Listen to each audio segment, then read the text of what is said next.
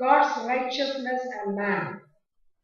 தேவ நீதியும் மனிதனும் என்ற தலைப்பின் கீழ் இந்த நாளில் நாம் தியானிக்க போகிறோம். இன்றைக்கு அந்த மனிதன் என்ற இடத்திலே ஈசாக்கை பற்றி படிக்க போகிறோம். தேவ நீதியும் ஈசாக்கும். ஆண்டவர் தன்னுடைய நீதி நிமித்தமாக ஈசாக்கை எப்படி வழிநடத்தினார், ஈசாக்கு தேவ நீதியை புரிந்து கொண்டு எப்படி நடந்து கொண்டான், அதைத்தான் வேத வசனங்களின் ஆதாரத்தில் நாம் காணப்படுகிறோம். தேவனுடைய பிள்ளைகளே, வேதத்தில் ஒரு சிலர் ஆசீர்வதிக்கப்பட்டார்கள், ஒரு சிலர் ஆண்டவருடைய கோபத்துக்கு உள்ளானார்கள். இதை நாம் வேதத்தின் பாத்திரங்கள் மூலமாக தெரிந்து கொள்கிறோம். ஆண்டவர் வேத புத்தகத்தை ஒரு சரித்திர புத்தகமாக வைத்திருப்பது எதற்காக? இப்படி விடுதலுக்கும் எழுந்து நின்று நடப்பதற்கும் ஏதுவான என்ன காரியம் அவர்கள் வாழ்க்கையில் நடந்தது, என்ன குணத்தின் நிமித்தமாக அப்படிப்பட்ட ஒரு காரியம் நடந்தது, இதை நாம் புரிந்து கொண்டு நம்முடைய வாழ்க்கையை சீர் செய்து கொள்ள வேண்டும். கதையை போல கேட்டுவிட்டு மறந்து விடக்கூடாது. தேவஜனமே, ஈசாக்கு தவறினால், ஏன் தவறினான்?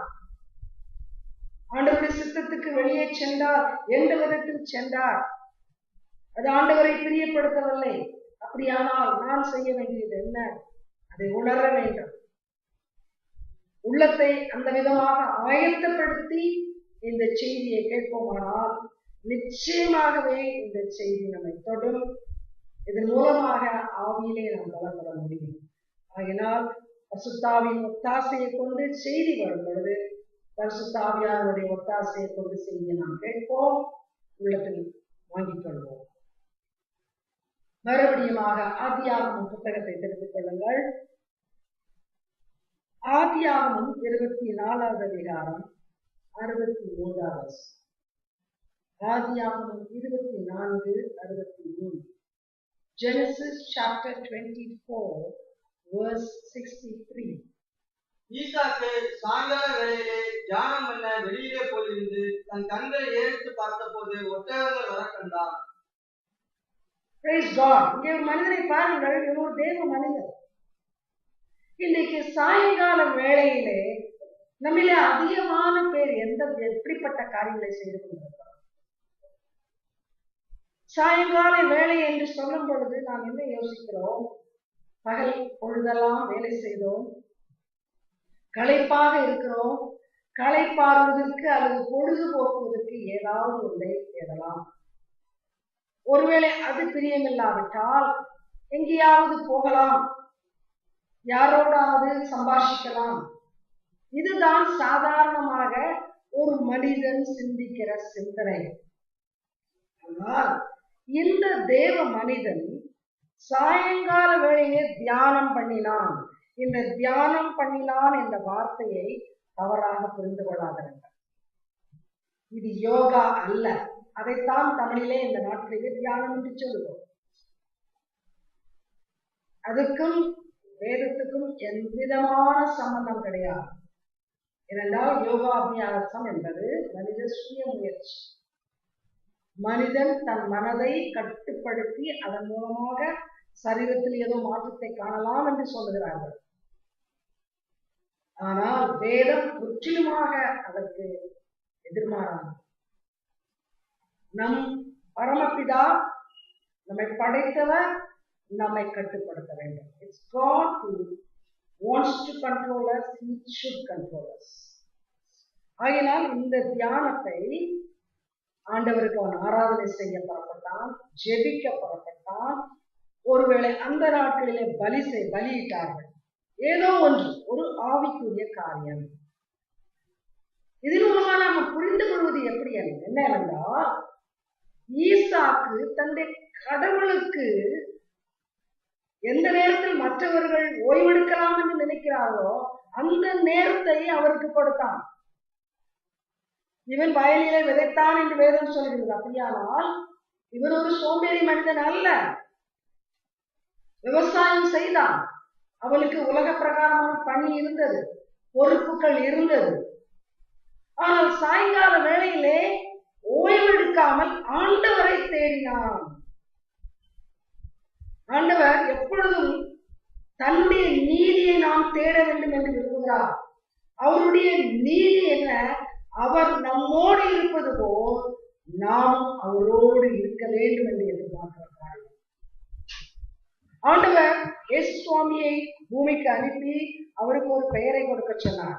அந்த பெயர் என்ன? இம்மானுவேல். இம்மானுவேல் என்றால் தேவன் நம்மோடு இருக்கிறார்.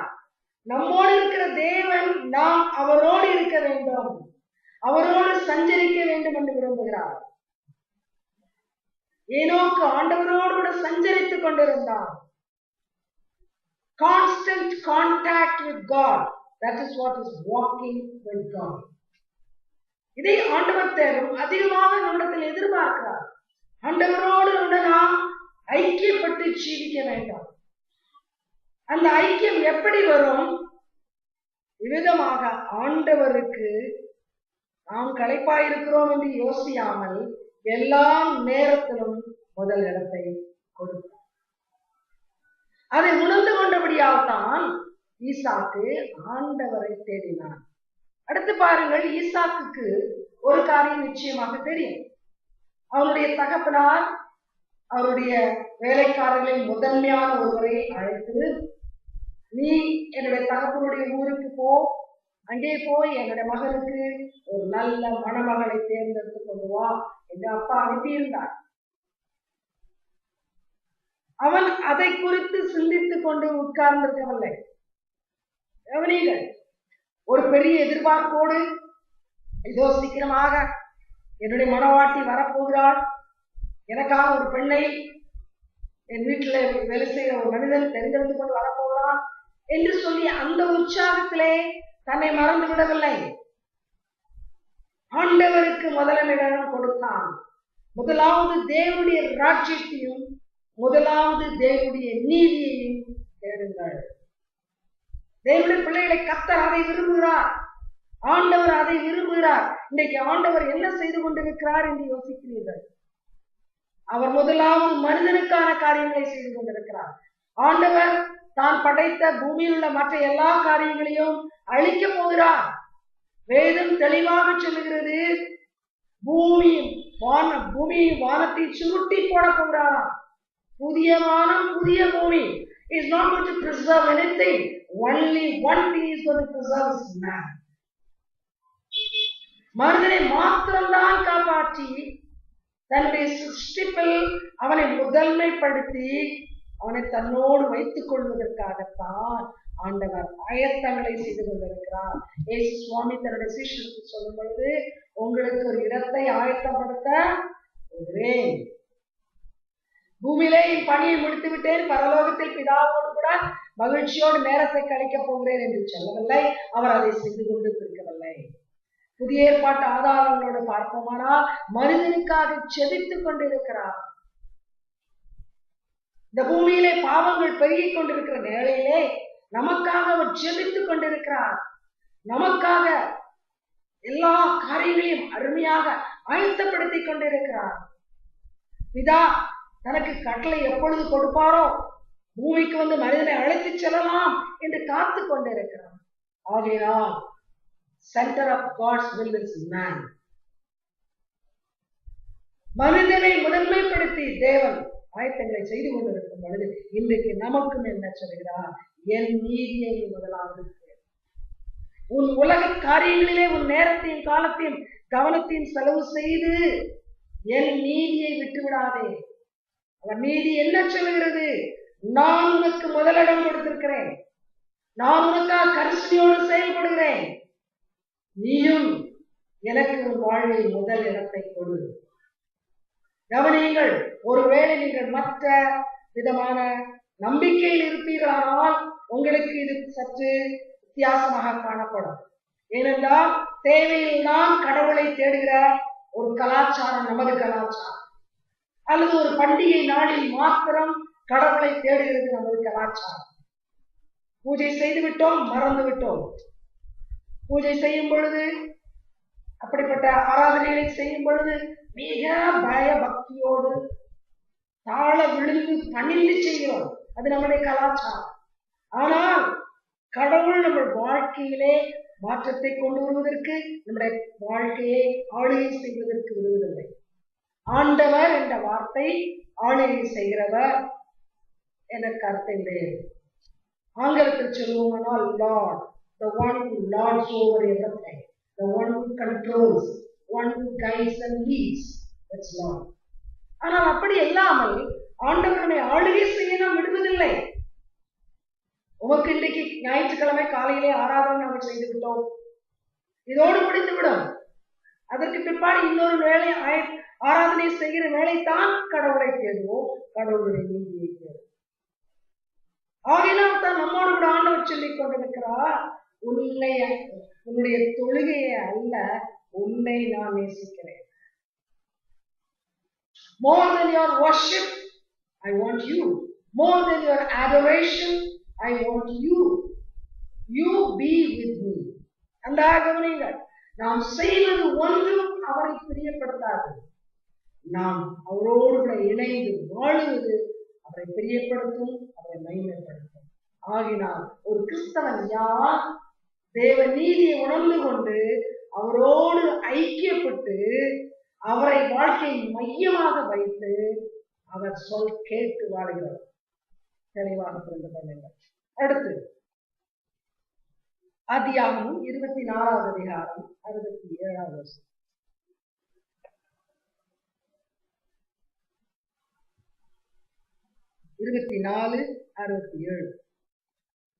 Chapter 24, verse 67. அப்பொழுது ஈசாக்கு ரெபெக்காளை தன் தாய் சாராளுடைய கூடாரத்துக்கு அழைத்துக் கொண்டு போய் அவளை தனக்கு மனைவியாக்கி கொண்டு அவளை நேசித்தான். ஈசாக்கு தன் தாய்க்காக கொண்டிருந்த துக்கம் நீங்கி ஆறுதல் அடைந்தான்.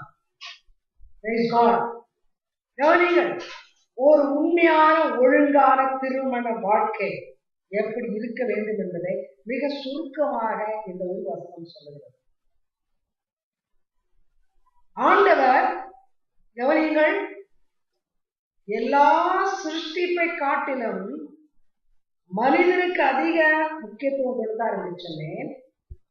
அந்த ஏதேன் தோட்டத்துல மனிதனை ஒரு குடும்பஸ்தனாக மாற்றினார், அவனுக்கு ஒரு குடும்ப வாழ்க்கையை கொடுத்தார். அவனுடைய தாம்பத்திய வாழ்க்கை ஏதேன் தோட்டத்தில் தொடங்கியது. ஆனால் அதில் தவறுகள் நேர்ந்தபடியால் பிற்காலத்திலே பல காரியங்கள் தவறாக நடந்தது. ஆனால் அவனை படைத்த போது என்ன சொன்னார்? நீ உன் மனைவியோடு இசைந்திருக்க வேண்டும். மாம்சத்தில் மாம்சம், எலும்பில் எலும்பு. You are one with your wife. Your wife is one with you. கவனிங்கள், திருமண உறவுகளை தாறுமாறாக எண்ணுகிற மக்கள், நினைக்கிற மக்கள் எங்கே இருப்பீர்களானாலும் இந்த செய்தி உங்களுக்கு நேராக கடந்து வருகிறது. இந்த இடத்திலே ஈசாக்கு ரெபெக்காளை திருமணம் செய்தான். திருமண வைபவத்தில் ஆடம்பரம் கிடையாது. ஏராளமான மக்களை அழைத்து வந்து நாங்கள் பணக்காரர், எங்களிடத்தில் வசதி உண்டு என்று காட்டுகிற காரியம் இல்லை. ரெபெக்கா மிகவும் அழகான பெண் என்று வேதம் சொல்லுகிறது. மணக்கோலத்திலே அவள் எவ்வளவு அழகாக இருக்கிறாள், என் மனைவி, எல்லோரும் பாருங்கள் என்று சொல்லி அழகான ஆடையை உடுத்தி அவளை ஒரு காட்சி பொருளாகவும் வைக்கவில்லை. மனைவியை அவளை மனைவியாக ஏற்றுக்கொண்டான், அன்பு கூர்ந்தான். முதலாவது காரியம், திருமணம் செய்தான், அவளை நேசித்தான். அதை நாம் வேதத்திலே மரண பரியந்தம் அவர்கள் அப்படி ஒருவரை ஒருவர் நேசித்தார்கள் என்பதை பார்க்க முடியும். மனைவியை நேசித்தான். கவனிங்கள், இந்த நாட்களிலே திருமணம் என்பது ஆடம்பரத்தோடு கூட ஒரு நாள் நடத்துகிற கோலாகலமான ஒரு காரியமாக முடிந்து விடுகிறது ஏராளமான மக்களுடைய வாழ்க்கை. பணத்தை கொட்டி பெரிய ஆயத்தங்கள் நடக்கிறது. தம்பதியர் மிக அழகாக தோன்ற வேண்டும், மக்கள் அவளை பார்த்து புகழ வேண்டும் என்று சொல்லி அதற்கான ஆயத்தங்கள் நடக்கிறது. ஆனால் திருமண உறவிலே அன்பு இல்லை. There is no love in that relationship. தேவ நீதி என்ன சொல்லுகிறது? நான் மணவாளனாக மணவாட்டியாகிய சபையை நேசிக்கிறேன். I love my bride, the church. எபேசியர்கள் நிருபத்தில் படிப்பீர்களானால் தெளிவாக சொல்லப்பட்டிருக்கிறது. கணவன் மனைவியை நேசிப்பது போல ஆண்டவர் சபையை நேசிக்கிறார். ஆண்டவர் சபையை நேசிக்கிறது போல கணவன் மனைவியை நேசிக்க வேண்டும். ஒரு குடும்ப உறவின் ஆதாரம் என்ன? அன்பு. நேசிக்க முடியாதவன் இப்படிப்பட்ட உறவிலே நிலைத்திருக்க மாட்டான். அது அவனுக்கு வீணான். தெளிவாக தெரிந்து கொள்வோம். திருமண வாழ்க்கைக்கு பிற்பாடு மனைவியோடு இசைந்து இருந்து ஒன்றாக வாழ்ந்து மனைவியை நேசிக்க வேண்டும். அடுத்து என்ன சொல்லப்பட்டிருக்கிறது? ரெபெக்காளுக்கு 40 வயதுக்கு மேலான பிற்பாடுதான் ஈசாக்கு பிறந்தான். ஏஜ் கேப், பெரிய ஒரு வித்தியாசம். அதே மாதிரி வேற மிஸ்டேக், ரெபெக்காவுக்கு திருமணமானது 40 வயசு கிட்ட, அதாவது ஈசாக்கு 40 வயசு. அப்போ அதே டைம்ல தான் அவளுக்கு அநேகமா கொஞ்சம் வேண்டாம் கொஞ்சம் கம்மியா இருந்திருக்கலாம். அந்த வயதுல அவளுக்கு 2 பிள்ளைகள் பிறந்தது. அப்போ அந்த பிள்ளைகளுக்கும் ரெபெக்காளுக்கும் 40 இயர்ஸ் கேப். ஈசாக்கு அவங்க அம்மாவுக்கும் 90 இயர்ஸ் கேப். அது அதை பத்தி பேசுறாங்க, அந்த டாபிக் பிக் கேப். தெளிவாக தெரிஞ்சுக்கோங்க. அதே மாதிரி ஈசாக்குக்கும் அவங்க அம்மாவுக்கும் பெரிய ஒரு கேப். ஆனாலும் கடைசி வரை தன் தாயை அவன் நேசித்தான், அவன் தாய் அவளை நேசித்தான். ஆகினால் தாய் மரித்த போது, சாராள் மரித்த போது ஈசாக்குடைய வாழ்க்கையில ஒரு பெரிய வாக்கியம். அந்த இழப்பை அவனால் தாங்கிக் கொள்ள முடியவில்லை. கவனியுங்கள், இந்த காலத்திலே தாய் என்று சொன்னால் சாப்பாடு போடுவதற்கும் தன்னுடைய தேவைகளை சந்திப்பதற்கும் தான் தாய் என்று நாம் வைத்திருக்கிறோம். இந்த நாட்களிலே உறவு என்பது மோசமான நிலையில் இருக்கிறது. ஆனால் அந்த நாட்களிலே அந்த ஏஜ் கேப்புக்கு மத்தியிலும் அந்த அன்பு இருந்தது. ஆனால் என்ன நடந்தது? ரெபெக்காள் மனைவியாக வந்த பிற்பாடு வேதம் தெளிவாக சொல்கிறது, தாய்க்காக உள்ள துக்கம் மறந்து போச்சு.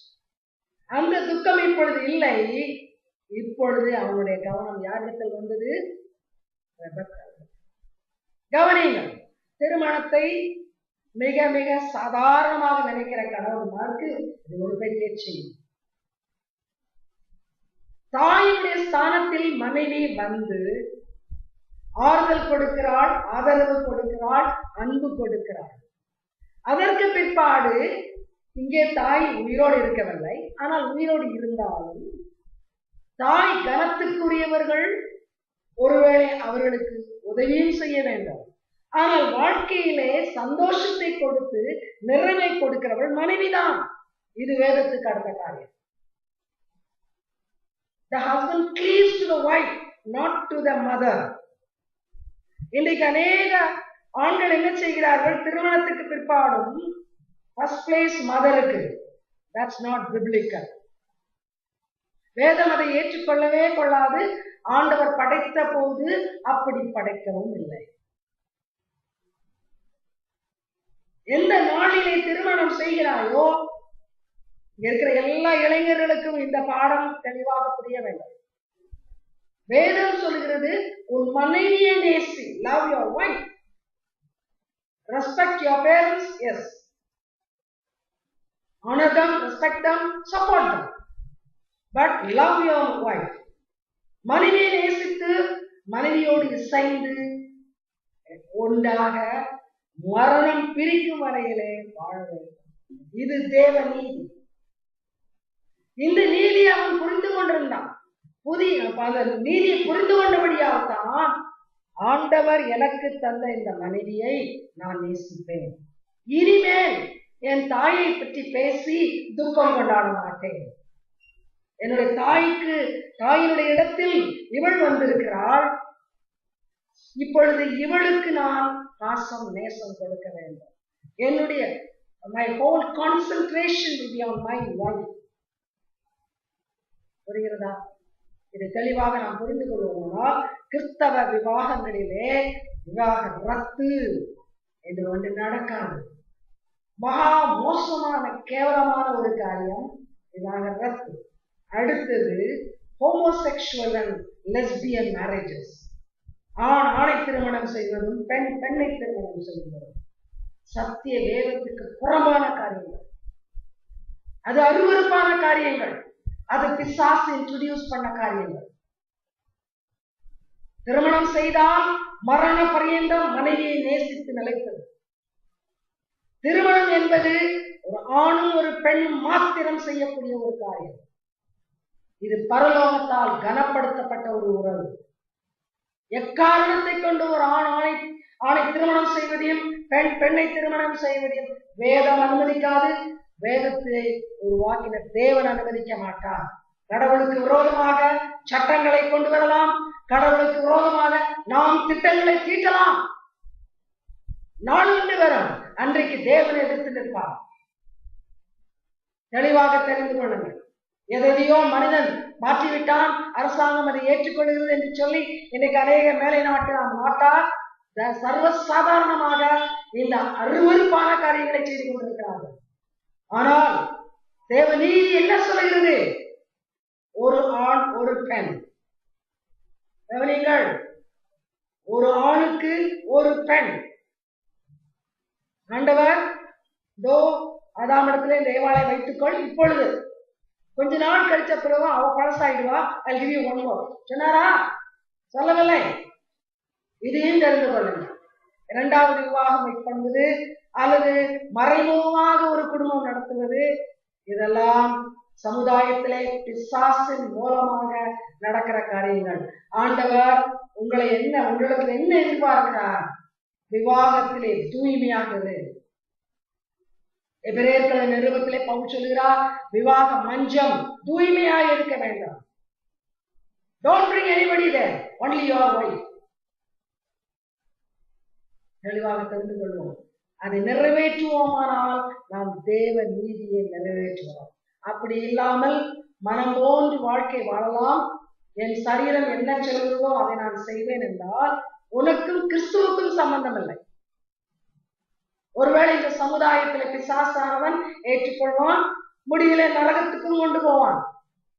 ஆனால் பரலோகத்துக்கு அழைத்து செல்கிற தேவன் எக்காரணத்தை கொண்டு அதை ஏற்றுக்கொள்ள மாட்டார். ஆகினால் மனைவியிடத்தில் அன்பு கூற வேண்டும். மனைவியினிடத்தில் அன்பு கூற வேண்டும். மனைவியோடு இசைந்து வாழ வேண்டும். ஈசாக்கு அதை செய்தால் அந்த ஈசாக்கு மூலமாக ஆண்டவர் இன்றைக்கு நம்மோடு கூட பேசிக் கொண்டிருக்கிறார். ஏனென்றால் தேவ நீதி என்ன சொல்கிறது? தேவன் சபையை தன்னுடைய மனவாட்டியாக வைத்து நித்தியமாக நேசிக்க போகிறார். அவருடைய நீதி. அதே நீதியை மனிதன் இந்த பூமியிலே மரணம் பிரிக்கும் வரையிலே நடப்பிக்க வேண்டும் என்ற வேதத்தின் மூலமாக நமக்கு சொல்கிறார். தொடர்ந்து ஆதியாகமம் 25வது அதிகாரம் 21வது வசனம். 25வது அதிகாரம் 21வது வசனம். Genesis chapter 25 verse 21. மனைவியாய் இருந்த தன் மனைவிக்காக ஈசாக்கு கர்த்தரை நோக்கி வேண்டுதல் செய்தான். கர்த்தர் அவன் வேண்டுதலை கேட்டு அருளினார். அவன் மனைவி ரெபெக்காள் கர்ப்பம் தரித்தாள். ரெபெக்காள் இல்ல, சரி, நம்ம ஒழுங்கா வாசிச்சோம். கவனிங்க, மனைவிக்கு கொஞ்ச நாட்கள் பிள்ளை இல்லை. திருமணம் ஆன பிற்பாடு ஒருவேளை அவளோடு ஒரு குழந்தை பிறக்கும் என்று காத்திருந்தான். ஆனால் கொஞ்ச நாட்கள் இல்லை. இவனிடத்தில் ஒருவேளை இன்னொரு மனிதன் இருந்திருப்பான். ஆனால் யோசித்திருப்பான், நம் இன்னொரு மனுஷியை கட்டிக் கொள்ளலாம், எனக்கு ஒரு குழந்தை வேண்டும். அல்லாவிட்டால் மனைவியை அலட்சியப்படுத்தியிருக்கலாம், மனைவியை குறித்து கேவலமாக பேசி இருக்கலாம். ஆனால் உத்தம கணவனாய் இருந்தபடியால் மனைவிக்காக செபித்தான். மனைவிக்கு ஒரு குழந்தை வேண்டும். மக்கள் அவளை மலடி என்று சொல்லி வேதத்திலே பிள்ளை இல்லாத பெண்களை தாறுமாறாக பேசுகிறது பல இடங்களில் நாம் பார்க்கிறோம். அந்த நாட்களிலே குழந்தைகள் கட்டாயமாக வேண்டும், இருக்க வேண்டும் என்ற ஒரு காரியம் பின்பற்றப்பட்டது. அதை மக்கள் முக்கியப்படுத்தினார்கள். ஆகினாலே ஒருவேளை குழந்தை இல்லாமல் போய்விட்டால் என் மனைவியை மக்கள் கேவலமாக பேசுவார்கள், அந்த அவமானத்துக்கு உள்ளாக கூடாது என்னுடைய மனைவி என்று சொல்லி அவளுக்காக ஜெபித்தான். ஆண்டவரே, சமுதாய அவமானத்திலிருந்து என் மனைவியை காப்பாற்றும். அவள் ஒருவேளை அவளோடு ஒரு குழந்தைக்காக காத்திருக்கிறாள், அவளுடைய ஆசை நிறைவேற்றும். ஆண்டவரிடத்தில் ஜெபித்தான். What a husband he is. இங்கே எத்தனை கணவன்மார் மனைவிக்காக ஜெபிக்கிறீர்கள்? மனைவிக்காக ஜெபிக்கிற கணவன்மார் உண்டா? மனைவிகளை வேலை செய்கிற இயந்திரமாக பாவிக்கிற கணவன்கள் தான் அதிகம் இல்லை. கவனிங்கள், வேலையை முடித்துவிட்டு வீட்டுக்கு வந்தால் man has to relax, wife has to again work. இந்த நாளினுடைய காலகட்டத்திலே 2 பேரும் வேலை செய்தால்தான் குடும்பத்தை நடத்த முடியும் என்ற ஒரு நிலைமை இருக்கிறது. ஆகினால் அதிகமான தம்பதிகள் வேலை செய்கிறார்கள். கணவனும் வேலை செய்கிறார், மனைவியும் வேலை செய்கிறார். ஆனால் வேலையை முடித்து வீட்டுக்கு வந்த பிற்பாடு கணவன் டெலிவிஷன் முன்னாலே உட்கார்ந்து கொண்டு பொழுதுபோக்கி ஓய்வு எடுக்கிறான். வீட்டுக்கு வந்த மனைவிக்கு ஓய்வு கிடையாது. பிள்ளைகளை கவனிக்க வேண்டும், வீட்டிலே சமையலையும் ஆயத்தப்படுத்த வேண்டும். வேதம் அப்படி சொல்லவில்லை. மனைவிக்காக ஜெபித்தான் என்று சொன்னால் he supported the wife in every way. ஆண்டவர் அதை எதிர்பார்க்கிறார். மனைவிக்கு ஒத்தாசையாக இருக்க வேண்டும். மனைவியை ஆளுகை செய்கிற எஜமான் அல்ல கணவன். கவனியுங்கள், ஆட்டி படைக்கிறவன் அல்ல கணவன். உட்கார் என்றால் உட்கார வேண்டும், நில் என்றால் நிற்க வேண்டும் என்று சொல்லி அவன் சொல்வதையெல்லாம் அவள் செய்ய வேண்டும் என்று எதிர்பார்ப்பது தவறு. ஆகையினால் தான் கடந்த நாட்களிலே ஒருவேளை குடிக்கிற மக்கள் என்ன செய்தார்கள்? குடித்து விட்டு மனைவியை அடிக்கலாம், உதைக்கலாம், எதுவும் செய்யலாம். வீட்டுக்கு வந்தால் ஆகாரம் மாத்திரம் அவள் தர வேண்டும், மற்றபடி அவள் ஒரு இயந்திரம். அவளுக்கு ஒரு உள்ளம் கிடையாது, இருதயம் கிடையாது. No feelings, no emotions. She has no needs. I can do what I want. I can use her and throw her. கவனிங்கள், வேதம் வன்மையாக கண்டிக்கிறது. ஒரு மனைவி உனக்கு ஒரு ஒத்தாசை செய்யக்கூடிய துணைவியாக கொடுக்கப்பட்டிருக்கிறார். அவளை நீ இயந்திரமாக பயன்படுத்துவதற்கோ வேலைக்காரியாக அவளை மேல் ஆளுகை செய்வதற்கோ கொடுக்கப்படவில்லை. ஆகினால் தான் இந்த அருமையான கணவன் மனைவிக்காக ஜெபித்தான். தேவனுடைய பிள்ளைகளே, தேவனுடைய நீர் கவனிங்கள், ஆவிக்குரிய வாழ்க்கையோட சம்பந்தப்படுத்தி காண்கிறேன்.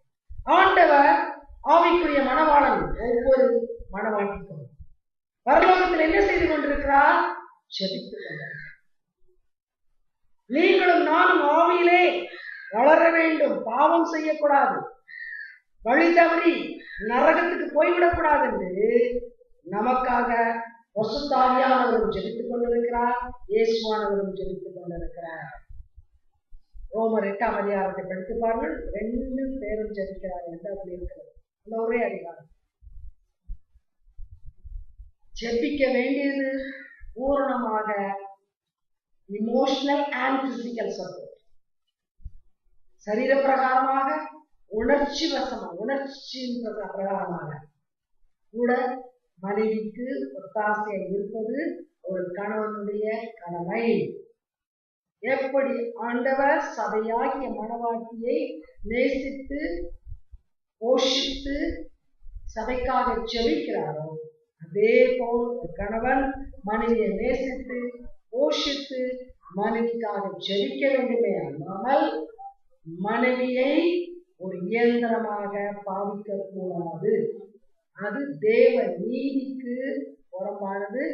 அப்படி செய்திருப்போமானால் இனி செய்யாதிருப்போம். திருமணமானவர்கள் திருமணம் செய்வதற்கு பல கற்பனைகளை செய்து கொண்டிருக்கலாம். இந்த காரியங்களை உணர்ந்து திருமணம் செய்து திருமண வாழ்க்கை நடக்கும். அடுத்து வாருங்கள். ஆதியாகமம் 26வது அதிகாரம் 2வது வசனம் 6வது வசனம். 26:2-6. Genesis chapter 26 verse 2 and also verse 6. கர்த்தர் அவனுக்கு தரிசனமாகி, நீ எகிப்துக்கு போகாமல் நான் உனக்கு சொல்லும் தேசத்திலே குடியிரு. ஈசாக்கு கெராரிலே குடியிருந்தார். கவனியுங்கள், ஆண்டவர் ஒரு மனிதனுடைய எல்லா காரியத்திலும் தலையிட விரும்புகிறார். கவனியுங்கள், God wants to control your life and direct your path in every step. நம்முடைய வாழ்க்கையை பூர்ணமாக அவர் பொறுப்பேற்று வாழ்க்கையின் ஒவ்வொரு கட்டத்திலும் அவர் கட்டளை கொடுத்து அதை நாம் நிறைவேற்ற வேண்டும் என்று விரும்புகிறார். இந்த இடத்திலே ஈசாக்குக்கு திருமணம் ஆயிற்று. அவன் குடும்பத்தை நடத்த ஆரம்பித்தான். அவன் விவசாயமும் செய்து கொண்டிருக்கிறான். இப்பொழுது அவன் ஒரு தனி மனிதன், பொறுப்புள்ள மனிதன், பொறுப்புள்ள கணவன். வயசும் 40க்கு மேல் ஆகிவிட்டது. அவன் பார்த்துக் கொள்வான், அவன் தன் குடும்பத்தை நடத்தட்டும் என்று ஆண்டவன் சொல்லுகிறார். நீ எகிப்துக்கு போகாதே. வாழ்க்கையிலே எங்கே போக வேண்டும், எங்கே தங்க வேண்டும், எங்கே போகக்கூடாது, இதையெல்லாம் ஆண்டவர் நமக்கு கற்றுத்தர விரும்புகிறார். கவனிங்கள், இன்றைக்கு அதிகமான சம்பளம் கிடைக்கிறது எங்கேயோ அங்கே போய்விடலாம். அது எத்தனை மைலுக்கு தூரம் இருந்தாலும் அந்த இடத்திலே போய் வேலை செய்யலாம்.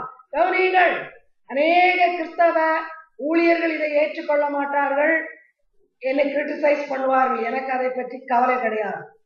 தேவன் சொல்லுவதை சொல்லுகிற பிரகாரம் சொல்லுகிறவள் நான். தெளிவாக கொரிந்தியர் நிபந்தத்திலே பவுல் சொல்லி இருக்கிறார், கணவனும் மனைவியும் இசைந்து ஒன்றாக வாழ வேண்டும். ஏதோ ஒரு விரதத்தினால் அது நிமித்தமாக சில காலம் பிரிந்தால் பிரிந்திருக்கலாம். ஆனால் இன்றைக்கு வசதியான வாழ்க்கையை ஏற்படுத்துவதற்காக கணவன் எங்கே ஒரு நாட்டிலே போய் வேலை பார்க்கலாம். வருஷத்துக்கு ஒரு முறையோ 2 வருஷத்துக்கு ஒரு முறையோ கை நிறைய பணம் கொண்டு வரலாம். சில சோம்பேறி கணவர்கள் உண்டு.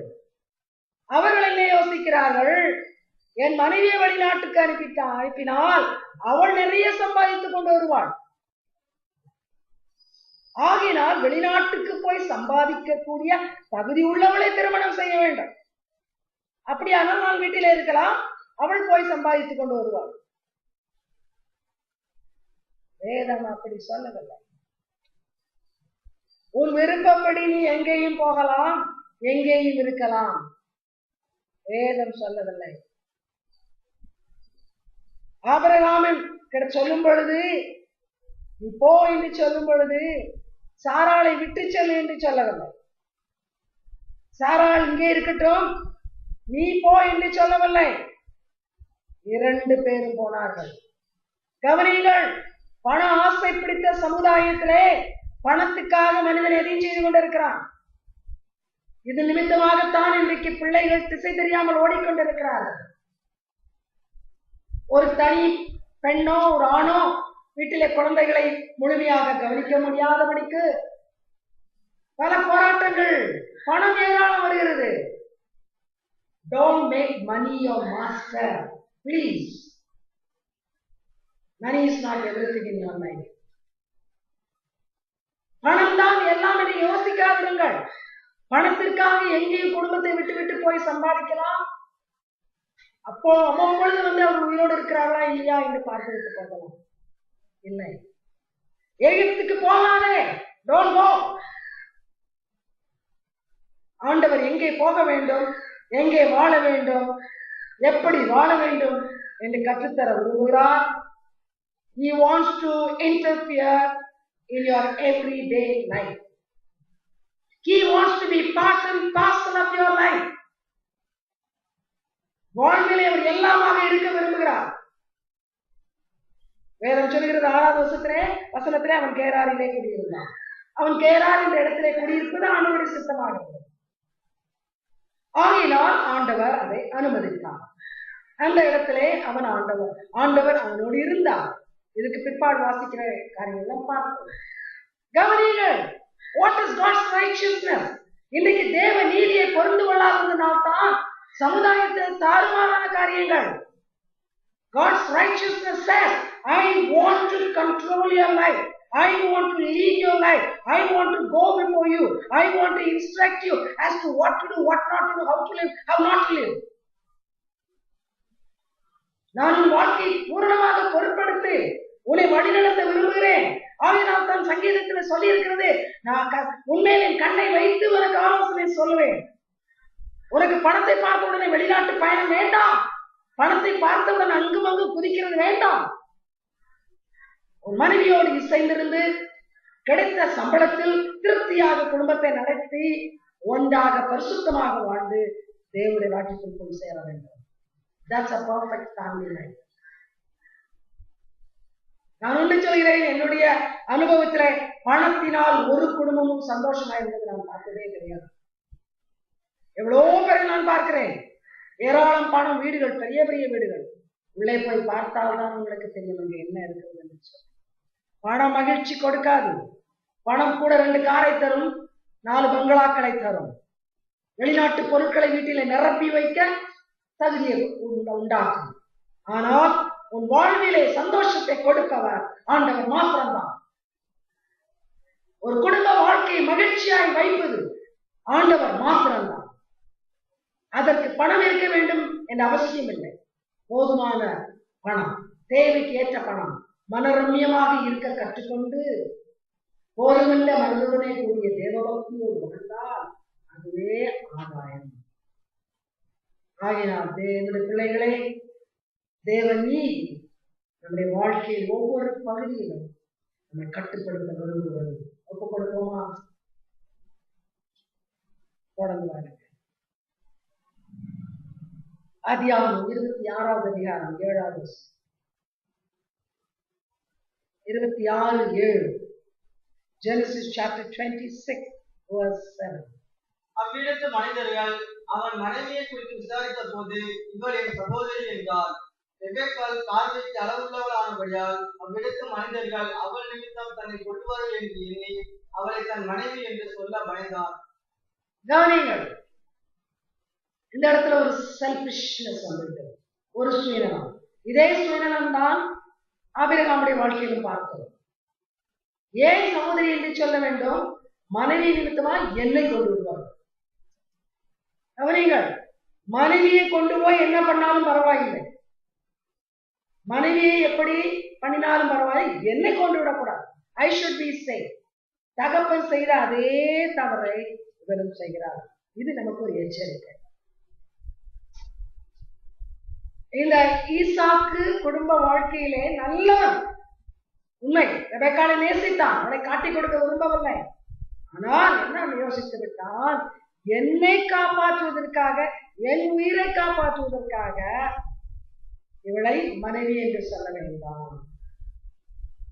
எக்காரணத்தை கொண்டும் எந்த ஒரு நேரத்திலும் மனைவி இல்லை என்று சொல்லவே சொல்லாது. Never deny the relationship. புரியுதா? மனைவி என்று சொல்லி இருப்பானால் எந்த அவமானமும் வந்திருக்காது, இது நிமித்தம் குழப்பம் வந்திருக்காது, இது நிமித்தம் மற்றவர்களுக்கு பிரச்சனை வந்திருக்காது. ஆனால் இந்த ஒரு சிறிய தவறு நிமித்தமாக பல பிரச்சனைகள் பின்னால் வந்தது. கவனியுங்கள், இது ஆண்டவருடைய சித்தம் அல்ல. உள்ளதை உள்ளதென்றும் இல்லதை இல்லதென்றும் சொல்லுங்கள். வேதம் அதுதான் சொல்லுங்கள். எதையுமே மாற்றி சொல்ல வேண்டிய அவசியம் இல்லை.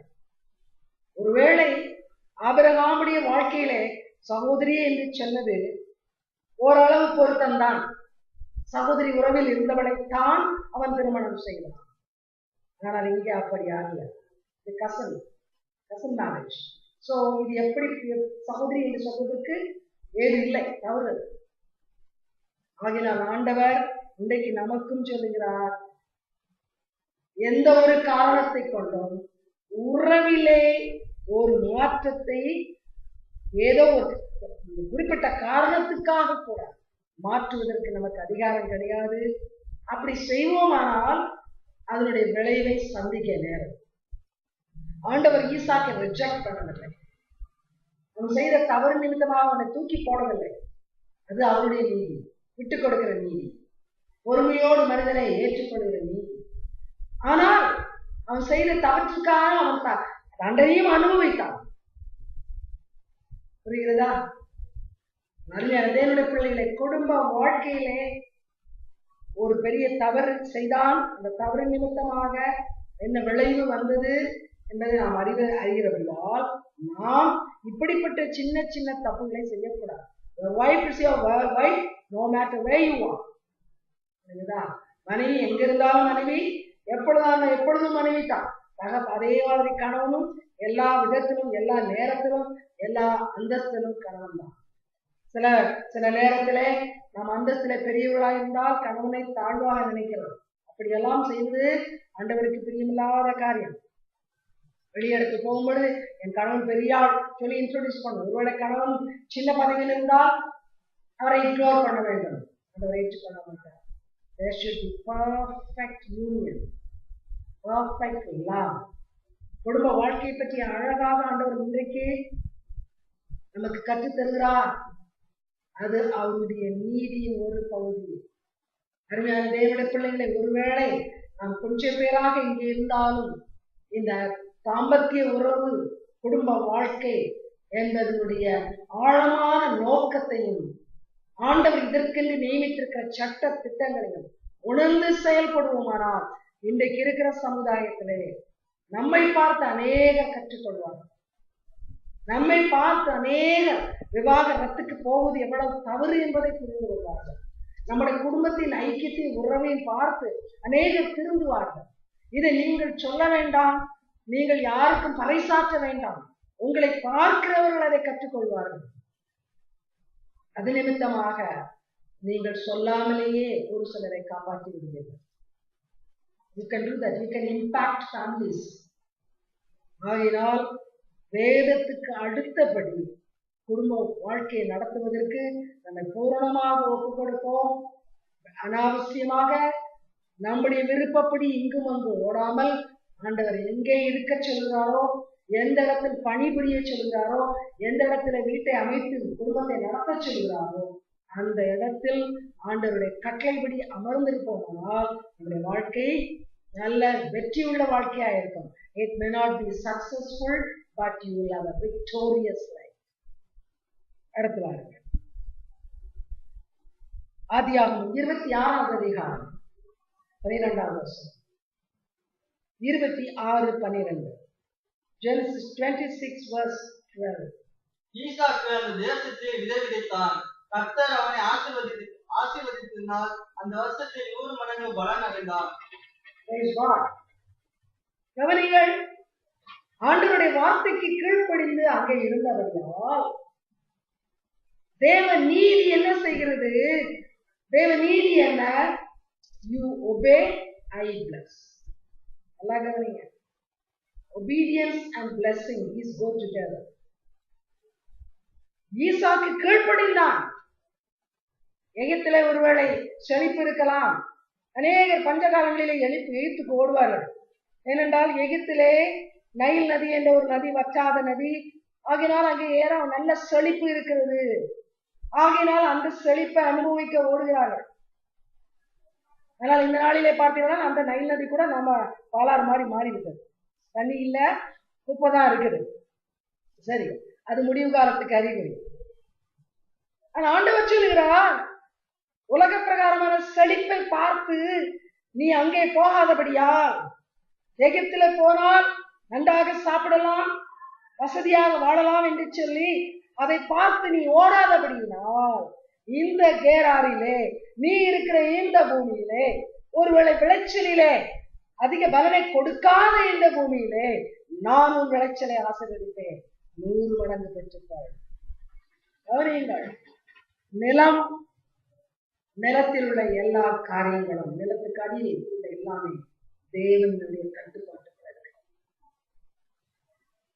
எகிப்திலே விதைத்தால் விளைச்சல் பெரிதாக இருக்கும். அப்படி என்று யோசிக்காதே. அப்படித்தான் லோத்து அழிந்து போனான். பசுமையான நிலத்தை பார்த்தான்.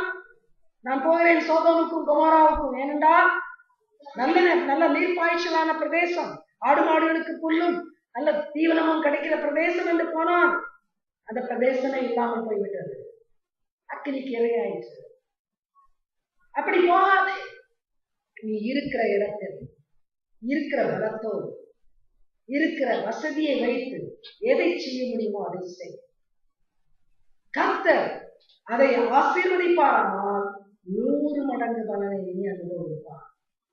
கவனியுங்கள், நம்முடைய பிரயாசத்திலே தேவ ஒத்தாசை இருக்குமானால் விளைச்சலும் பலனும் மிகுதியாக இருக்கும். தூங்காமல் செய்தியை கவனிச்சால் செய்தி நமக்கு வாழ்க்கைக்கு பிரயோஜனப்படும். தேவ ஒத்தாசை இல்லாமல் நீ எங்கே சென்று எதை செய்தாலும் அதனுடைய பலன் மிக குறைவாக இருக்கும்.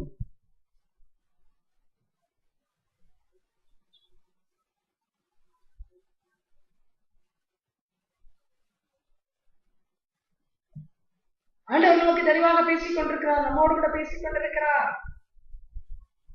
ஆண்டவருடைய ஒத்தாசையோடு நம்ம எல்லாவற்றையும் நடத்திக்க வேண்டும்.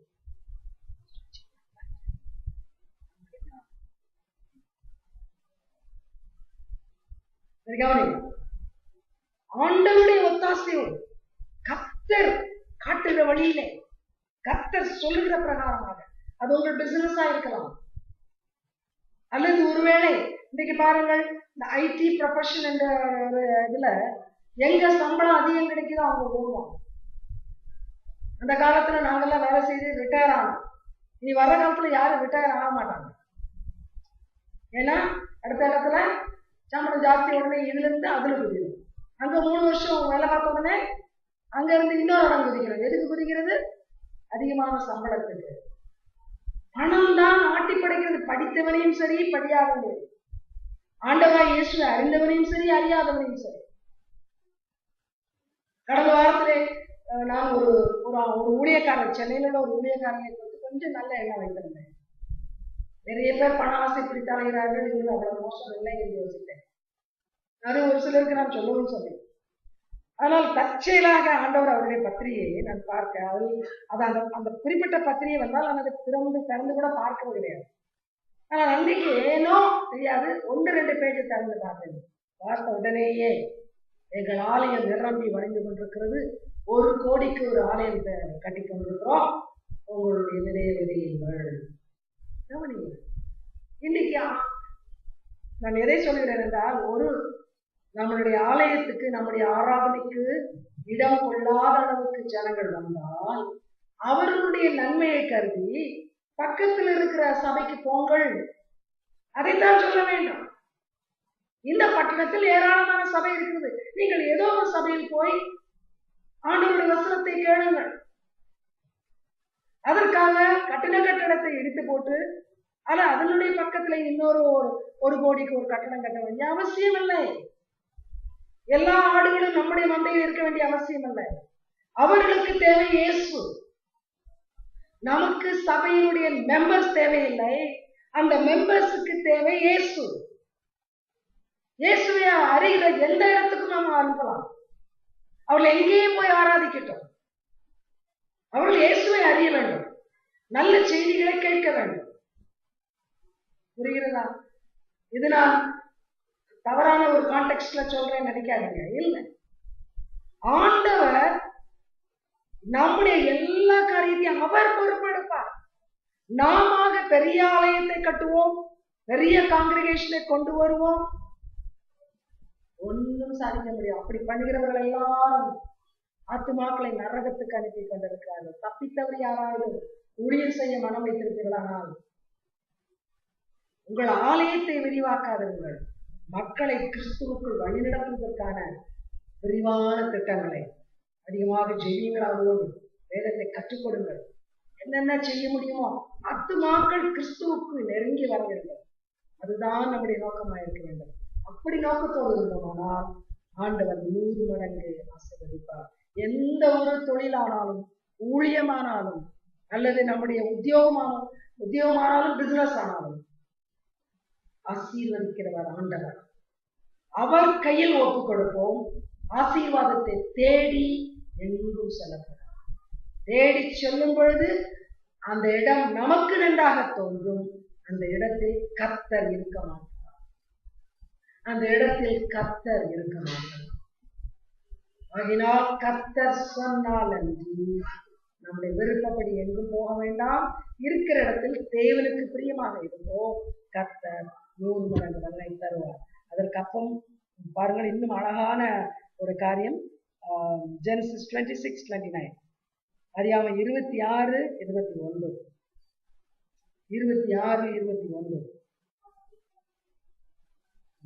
நாங்கள் உம்மை தொடாமல் நன்மையே உமக்கு செய்து உம்மை சமாதானத்தில் அனுப்பிவிட்டது போல நீரும் எங்களுக்கு தீங்கு செய்யாதபடிக்கு உம்மோட உடன்படிக்கை பண்ணிக்கொள்ள வந்தோம்.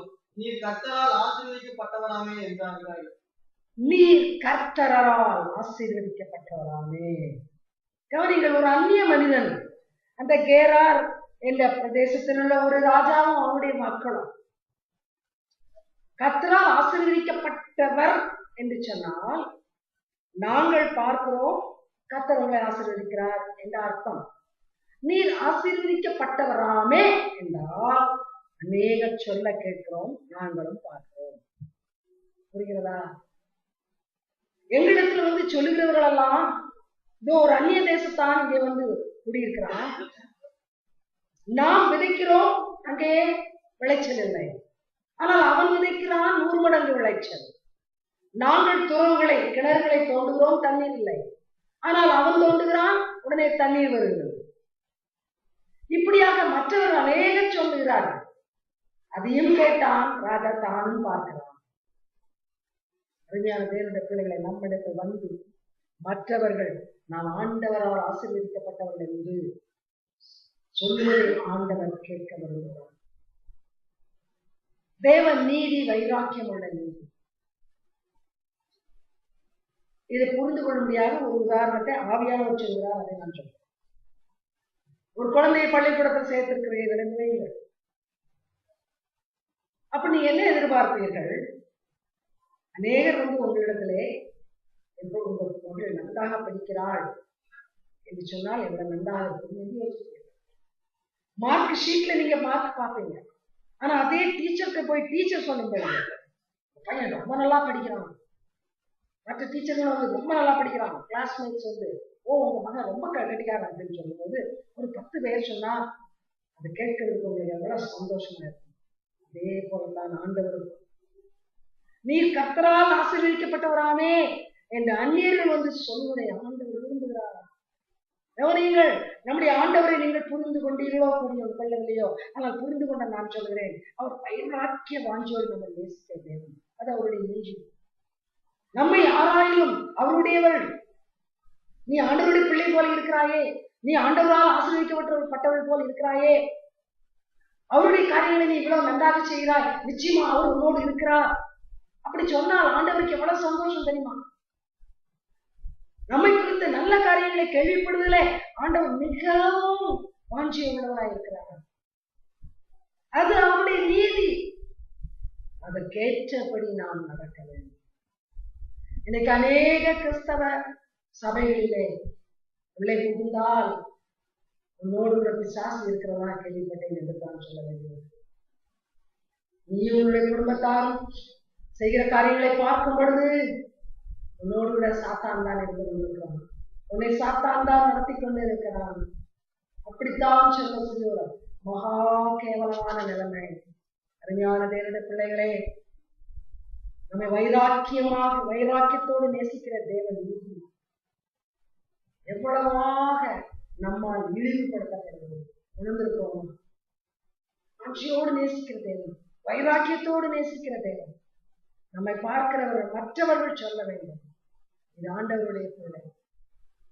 செயல்கள் வெளிப்படுத்துகிறது, வார்த்தைகள் வெளிப்படுத்துகிறது, பழகுகிற மாதிரி வெளிப்படுத்துகிறது. மற்றவர்கள் அமைச்சர் வேண்டும். அவ்விதமாக ஈசாக்கு ஆண்டவருடைய பலத்த கைக்குள் அடங்கி இருந்தான். ஆண்டவருக்கு கீழ்ப்படிந்தான். தேவ நீதியை புரிந்து கொண்டு வாழ்ந்தான். ஆகினால் இன்னைக்கு பல விதங்களிலே நாம் இந்த இடத்தில் பார்க்கிறோம். ஈசாக்கு ஆண்டவரால் ஆசீர்வதிக்கப்பட்டான். அதை மற்றவர்கள் சாட்சியாக சொல்லும்படியாக நேர்ந்தது. ஒரே ஒரு வார்த்தை மாத்திரம் வாசித்து Genesis 26:22. I'm sorry. Genesis 26:28.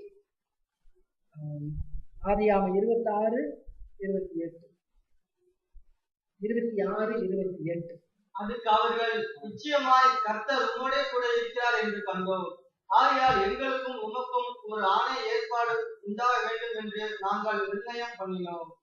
நிச்சயமாகவே கர்த்தர் உம்மோடு இருக்கிறார். கவனிங்கள், ஆண்டவர் விரும்புவது என்ன? அவர் நம்மோடு கூட இருக்கும்படியாக நாம் நடந்து கொள்ள வேண்டும். எல்லாரோடு இருக்கிறார் என்று சும்மா சொல்லிக்கொண்டு தெரியக்கூடாது. அவர் இம்மானுவேல், தூணிலும் இருக்கிறார், தூசியிலும் இருக்கிறார், எல்லா இடத்திலும் இருக்கிறார். ஆனால் நம்ம கூட இருக்க மாட்டார்.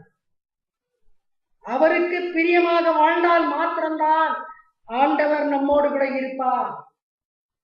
நம்மோடு கூட இருப்பதற்கு நம்முடைய வீடு ஏற்றதாக இருக்க வேண்டும். வீட்டிலே செய்யத்தகாத காரியங்கள், அருவருப்பான காரியங்கள் செய்யப்பட்டு கொண்டிருக்குமானால் ஆண்டவர் அந்த வீட்டிலே இருக்க மாட்டார். அவரால் அங்கே இருக்க முடியாது. வேதத்தில் அநேகருடைய வாழ்க்கையை விட்டு ஆண்டவர் விலகி போனார். சவுலை ஆண்டவர் தான் ராஜாவாக ஏற்படுத்தினார். சவுலை மிக in an extraordinary way he was made a king. ஆனால் கொஞ்ச நாட்கள் கழித்து ஆண்டவர் சவுலோடு இருக்கவில்லை. ஆண்டவரால் அனுப்பப்பட்ட ஆண்டவருடைய அனுமதியோடு வந்த ஒரு பிசாசு சவுலோடு இருந்தது. ஒரு பிசாசின் ஆவி சவுலோடு இருந்தது. வேதம் சொல்லுது. நம்மோடு ஆண்டவர் இருக்கிறதை மற்றவர்கள் பார்க்க வேண்டும். நிச்சயமாக ஆண்டவர் உன்னோடு இருக்கிறார். ஆகினால் தான் உன் வாழ்க்கை பரிசுத்தமாய் இருக்கிறது. பணத்தை பார்த்து சொல்லிவிடாதீர்கள். அப்படி நம்முடைய வீட்டுல ஏராளமான செல்வம் இருக்கிறது, ஆகினால் ஆண்டவர் இருக்கிறார்.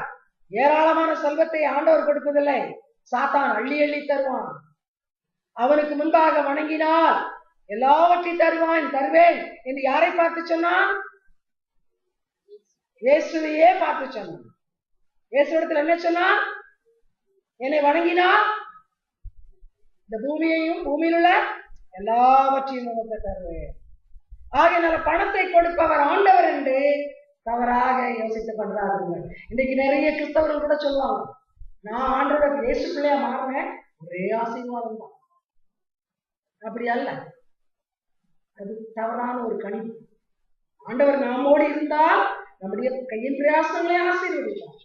அதை நான் இல்லை என்று சொல்லவில்லை. ஆனால் அந்த ஆசீர்வாதத்தின் மூலமாக நீ ஆசீர்வாதம் இது என்று சொல்ல. I give you plenty, you give away plenty. புரியுதா? ஆபிரகாமுக்கு என்ன சொன்னா? நீ ஆசீர்வாதமாக, உன்னை ஆசீர்வதிப்பேன், நீ ஆசீர்வாதமாக இரு. ஆகினால் நம்ம வீட்டில ஏராளமான பணத்தை வைத்துக் கொண்டு ஆண்டவரை ஆசீர்வதித்திருக்கிறார் என்று சொல்லுவோமானால் அது ஆண்டவருடைய ஆசீர்வாதம் அல்ல, ஆசீர்வாதம் போல தோன்றுகிற பிசாசுடைய சாபம். அதனால் அருமையான தேவனுடைய பிள்ளைகளை, ஆண்டவர் இன்றைக்கு நம்மளுக்கு என்ன சொல்லுகிறார்?